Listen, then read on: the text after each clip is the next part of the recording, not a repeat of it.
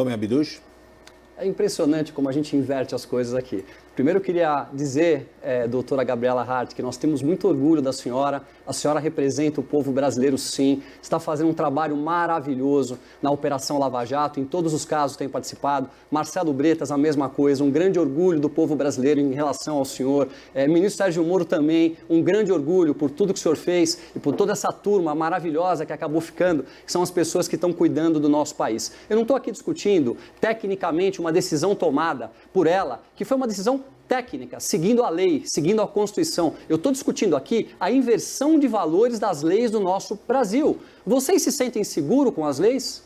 Essa é a grande pergunta. Eu não me sinto seguro com as leis do nosso país. Nós vemos pessoas cometerem crimes todos os dias e elas praticamente não vão para a cadeia. Ou se vão, ficam um período muito curto de tempo. Vamos dar um exemplo de um crime comum que acontece aqui em São Paulo. As pessoas que estão aí na porta das favelas traficando drogas. Eles têm um pouquinho de droga no seu bolso, a quantidade grande está dentro da favela, é feita uma operação policial, onde se coloca a vida do policial e a vida da equipe toda em risco para poder prender esse rapaz lá que está traficando drogas. Ele chega na delegacia, como o volume de drogas é muito pequeno, ele bate um papo lá, fica lá algumas horas e volta para casa. Depois de 3 horas, ele é pego de novo no mesmo lugar, cometendo o mesmo crime. Então, acho que a nossa discussão de hoje, Gabriela, com todo respeito, você fica muito rasa nas suas discussões técnicas, sempre seguindo aquela linhazinha técnica, e eu estou aqui discutindo o nosso país, eu estou discutindo as pessoas que estão em casa, o que nós passamos nas ruas, e o crime do colarinho branco é o pior crime que pode ser ocasionado no nosso país, porque parece que ele simplesmente pegou um pouquinho de dinheiro, mas esse dinheiro deixou de ir para a saúde, que nós estamos precisando agora, e milhares de vidas serão perdidas, esse dinheiro deixou de ir para a educação, que é o que vai fazer esse país aqui ser um país digno no futuro, educar as nossas crianças de verdade, esse país deixou de ir para as nossas estradas, onde os nossos caminhoneiros hoje estão aí se desdobrando para conseguir abastecer as nossas cidades. Então a discussão ela é muito mais profunda do que simplesmente a técnica, e de forma nenhuma eu quis desmerecer a doutora Gabriela, o doutor Marcelo, muito pelo contrário, eu quero deixar claro aqui a minha opinião e eu acho que é da grande maioria dos brasileiros que nós temos muito orgulho de vocês. Gabriela?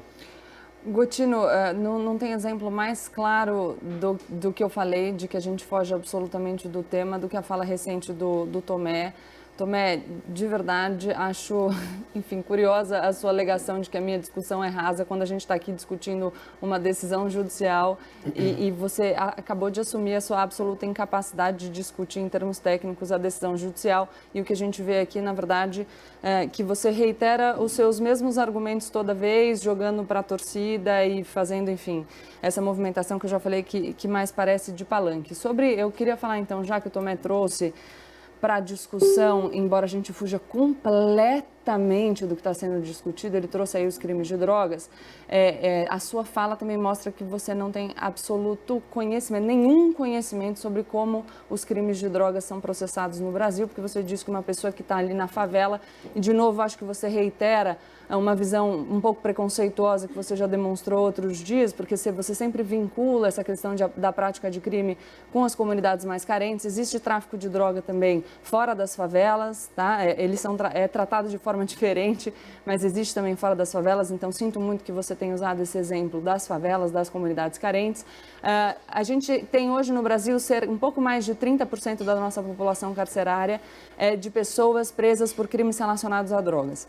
Essas pessoas que são presas por crimes relacionados a drogas, na sua grande maioria, são jovens, pobres e negros. Esses jovens, pobres e negros presos por crimes relacionados a drogas, aqui vou falar do tráfico de drogas e vou citar 2 pesquisas, uma do Núcleo de Estudos da Violência da USP e outra mais recente do juiz Marcelo Semer, demonstram que na grande maioria dos casos, as ocorrências por tráfico de drogas e, portanto, as ocorrências que resultam em prisão para essas pessoas são ocorrências lavradas pela Polícia Militar, as pessoas são abordadas na rua, o que se tem é só o flagrante, o laudo da materialidade, portanto, a constatação de que aquela substância é droga e o depoimento do policial, e essas pessoas são condenadas pelo tráfico, embora estivessem importando pouquíssima quantidade de droga. Quem consegue ir para a delegacia e ter a sua conduta classificada como porte para uso pessoal, em vez de tráfico de drogas, não é o jovem negro e pobre. tá? A gente tem diversas notícias no Brasil mostrando que a decisão sobre se aquela conduta é tráfico, se aquela conduta é uso de drogas e, portanto, a decisão sobre se a pessoa vai seguir presa ou vai ser solta tem muito a ver com o perfil socioeconômico e o perfil físico das pessoas que são levadas para a delegacia.